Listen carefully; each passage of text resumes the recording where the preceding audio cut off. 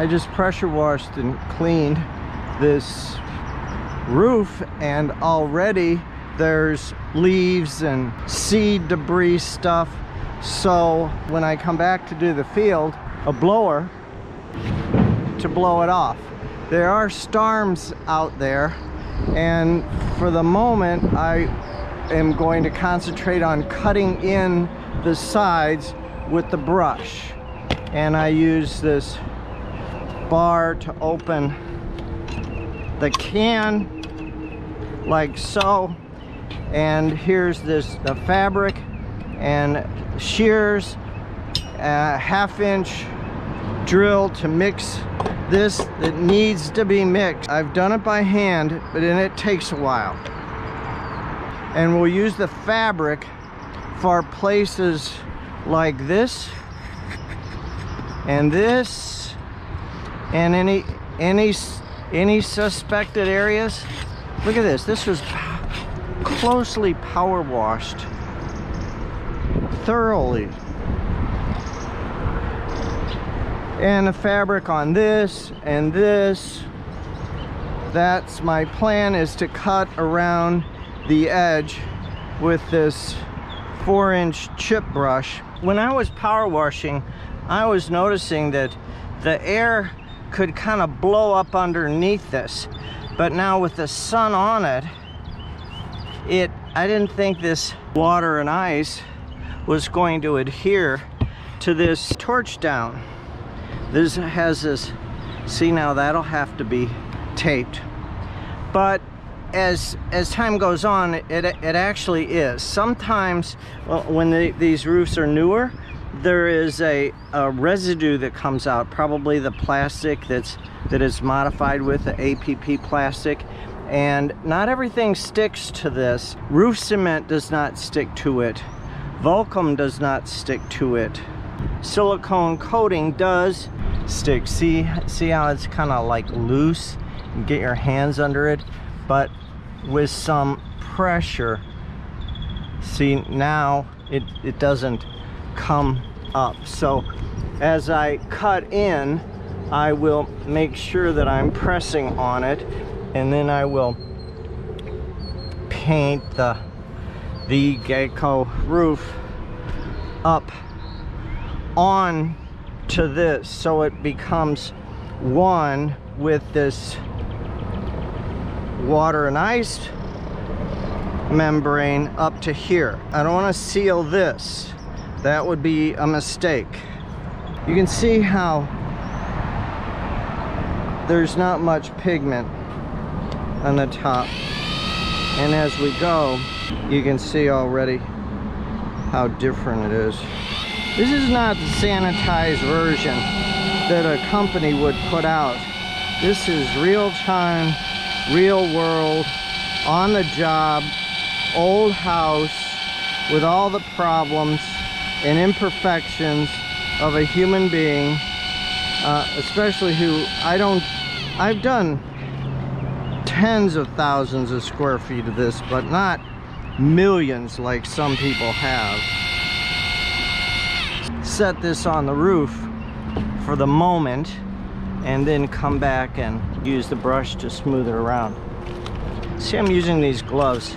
Sooner or later, I won't be able to resist sticking my hand in it.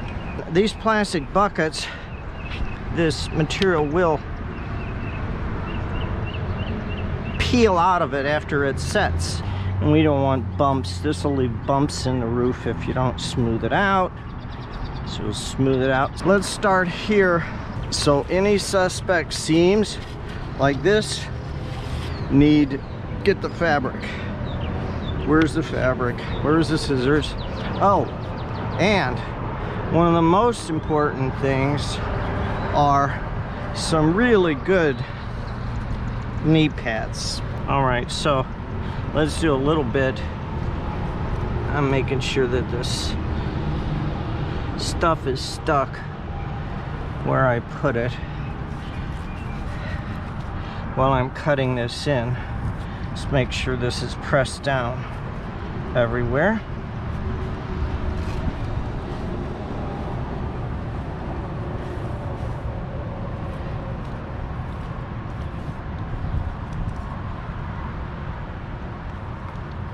In the end, the thickness of this roof needs to be 22 mils. And there's a little gauge that GACO makes available. Now this can have a bit of a learning curve and can be frustrating because it doesn't want to lay properly. So that's a good thing I'm using a short piece here. So I'll put it kind of up on that and drag it. Look at this being pretty well behaved. Drag it down right to that. I do not want to seal the shingles to this roof. I want any water to come out from under it if for some reason water gets under it. And if you block it off and water gets under it, for sure it'll be a leak.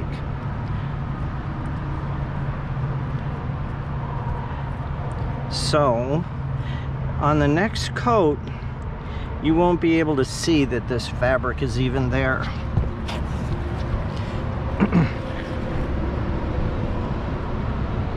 See, I pressed this piece down, this water and ice membrane, and all I need to do is bring it out far enough to where, and I get a roller that I don't get roller, you know, up onto the shingles. Now the factory has a certification program and we are certified. See that? That's got to get the fabric.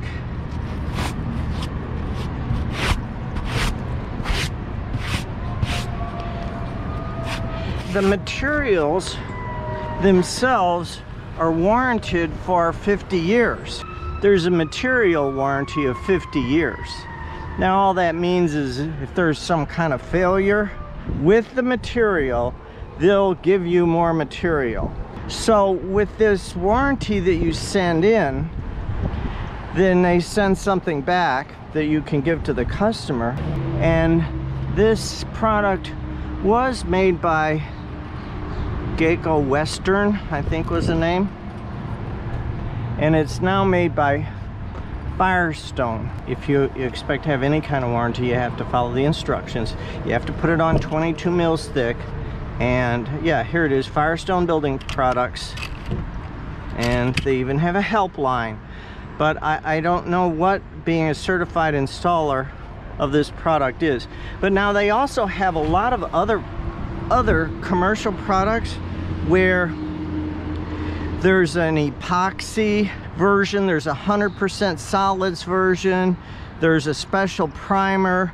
There's ways to put this on so you're only on the roof once. I mean, it's 50 years, and I'm sure that this is gonna last 50 years, and that's kind of good enough for my purposes.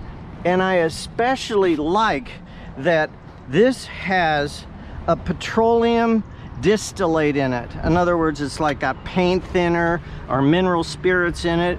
And what that does is it actually eats, if you ever coat this on a piece of 30-pound felt, you can see that it dissolves into anything that petroleum distillate, you know, like paint thinner, will dissolve into. So it, in a sense, it becomes one with the roof because the solvent in this actually dissolves into it. Now the version that they have that has a primer or an epoxy primer, epoxy is, I think, a big commercial kind of product where they have these sprayers that cost $10,000. They get on a roof and do it all at once. And this primer, you know, is quite the thing. And so, since it's 100% solids, this primer that I'm talking about, there is no solvents in it. It's all one chemical that will, when it reacts with itself, and of course it's very sticky, very adhesive, it bonds to the substance that you're putting it on. But this has a little different method in that it's actually dissolving into these asphalt type roofs.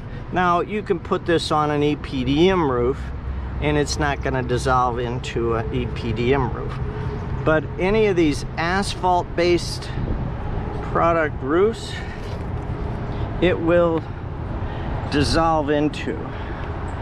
Now I use this fabric that is made by GACO or Firestone, that's made for this application, and there are others, and the warranty, I would imagine, would have something to say if you use somebody else's fabric. So this fabric has holes in it. It's not all that much more than anything else, and it's designed and researched to work with this system, and so I use it. Now see, you can even, I've done this before, you can go over holes and bubbles. I'm gonna have to figure out how to get up under this. You don't want to go over the top of this sort of stuff. Actually, this is how to do it. And just lift it up and shove this up under here. You never want to seal off the bottom. Now I can put this on layer after layer after layer, but we don't want to seal the bottom of this little area. I better leave it alone because I might want to get back up underneath there with some felt or something. See how there's all this kind of dirt particles gets into it, but you would be surprised when it's done that it just, you would think it would look a mess, but it somehow seems to not be so bad. And how I know that is because sometimes you just don't have a choice to do certain things, and then you think, oh, that's never gonna work, and it actually does. See, now look, there's actually a little dust in there. Yuck. I'm gonna,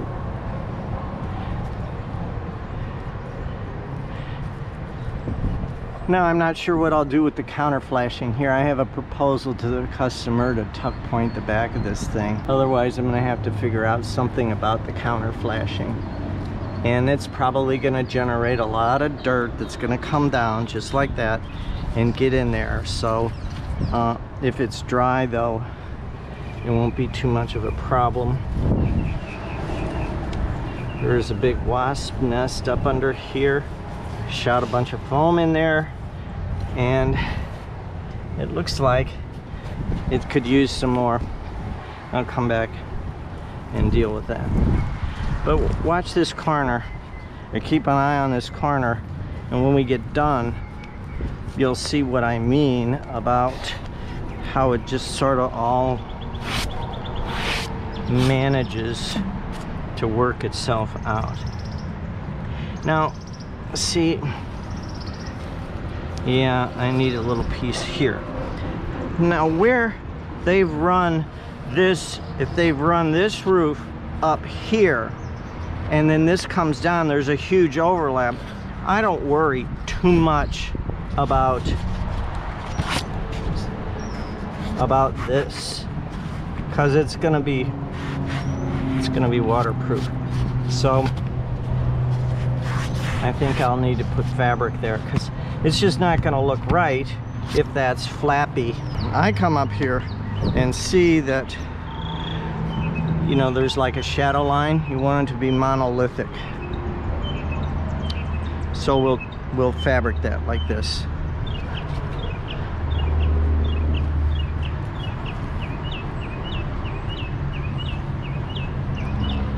I have the tape on here, bedded in a coating. And can you imagine doing this in the fall with all of a sudden a wind blew a whole bunch of leaves onto the roof? And this is one of the more time-consuming parts, is cutting this in.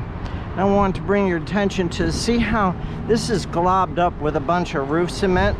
Well, keep an eye on what that's gonna look like. This is also the same over here.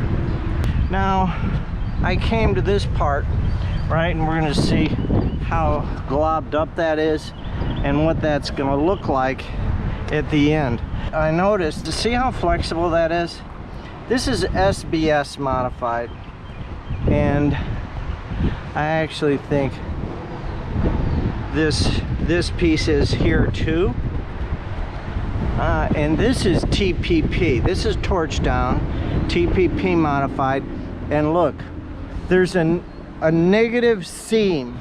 The seam should be like this. Now this is torch down when it flows out like that, and it should flow out like 5/8 of an inch or so. This didn't get good flow out, and so that seam's failing. But this is a negative seam, so the seam is put over this, so when it fails, water goes in. It's considered to be a no-no in roofing. But with this roof, it's not going to matter. This is going to make it irrelevant. But see how this sandy kind of stuff here, and how at least this one piece, how really flexible it is. APP modified isn't this flexible, but it's not going to matter for our purposes. Now there is a line of storms out here headed this way.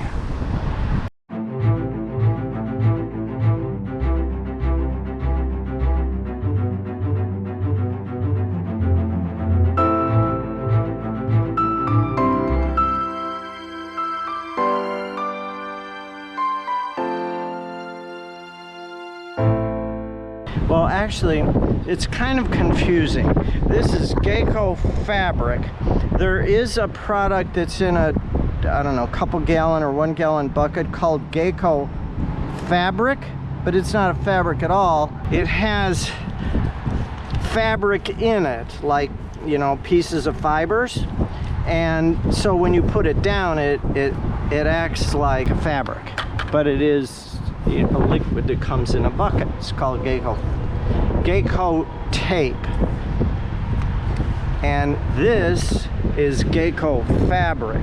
Anyway, it's confusing, so make sure if you use this stuff you're familiar with the terminology, or you're gonna order this and end up with some 1 gallon buckets of GACO.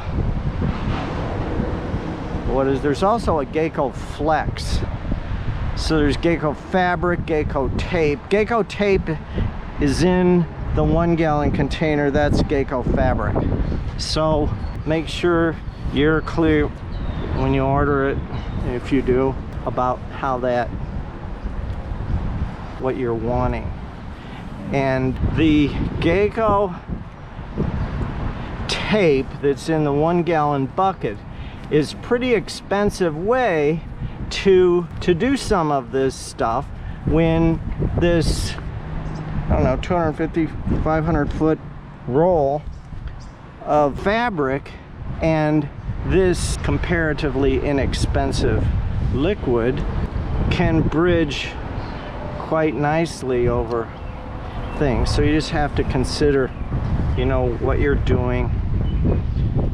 Here's the storm out there. The drill is in the bag, the lid is attached